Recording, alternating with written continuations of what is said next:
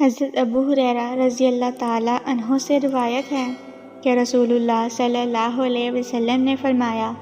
اس اسنا میں کہ ایک آدمی راستہ چلا جا رہا تھا، اسے سخت پیاس لگی، چلتے چلتے اسے ایک کنواں ملا، وہ اس کے اندر اترا اور پانی پی کر باہر نکل آیا۔ کنویں کے اندر سے نکل کر اس نے دیکھا کہ ایک کتا ہے جس کی زبان باہر نکلی ہوئی ہے اور پیاس کی شدت سے وہ کیچڑ کھا رہا ہے۔ اس آدمی نے دل میں کہا کہ اس کتے کو بھی پیاس کی ایسی ہی تکلیف ہے جیسی کہ مجھے تھی، اور وہ اس کتے پر رحم کھا کر پھر اس کنویں میں اترا اور اپنے چمڑے کے موزے میں پانی بھر کر اس نے اس کو اپنے منہ سے تھاما اور کنویں سے باہر نکل آیا، اور اس کتے کو وہ پانی اس نے پلا دیا۔ اللہ تعالیٰ نے اس کی اس رحم دلی اور اس محنت کی قدر فرمائی اور اس عمل پر اس کی بخشش کا فیصلہ فرما دیا۔ بعض صحابہ نے حضور صلی اللہ علیہ وسلم سے یہ واقعہ سن کر دریافت کیا کہ یا رسول اللہ، کیا جانوروں کی تکلیف دور کرنے میں بھی ہمارے لیے اجر و ثواب ہے؟ آپ صلی اللہ علیہ وسلم نے فرمایا،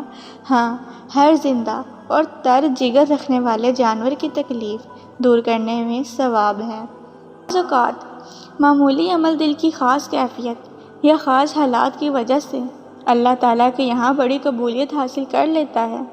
اور اس کا کرنے والا اسی پر بخش دیا جاتا ہے۔ اس حدیث میں جس واقعہ کا ذکر کیا گیا ہے اس کی نوعیت بھی یہی ہے۔ آپ ذرا سوچئے، ایک شخص گرمی کے موسم میں اپنی منزل کی طرف چلا جا رہا ہے،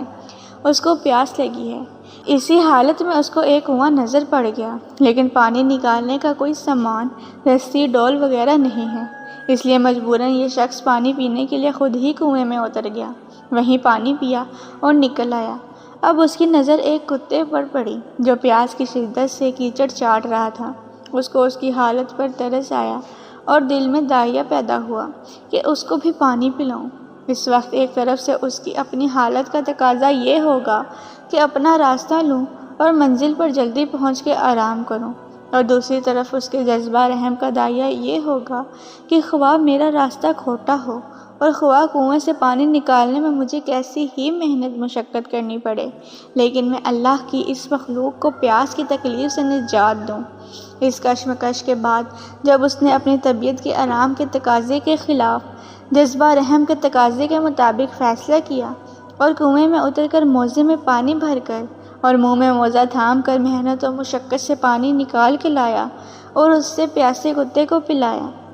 تو اس بندہ کی اس خاص حالت اور ادا پر اللہ تعالیٰ کی رحمت کو جوش آ گیا اور اسی پر اس کی مغفرت کا فیصلہ فرما دیا گیا۔